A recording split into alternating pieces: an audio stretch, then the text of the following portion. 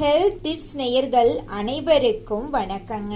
நம்ம இன்னைக்கு இந்த வீடியோ பதிவில் எதை பற்றி தெரிஞ்சுக்க போகிறோம் அப்படின்னு பார்த்தீங்கன்னா, மதிய நேரம் உணவு சாப்பிட்ட உடனே நம்ம செய்யக்கூடாது 3 விஷயங்களை பற்றி நம்ம இந்த பதிவில் தெரிஞ்சுக்க போகிறோங்க.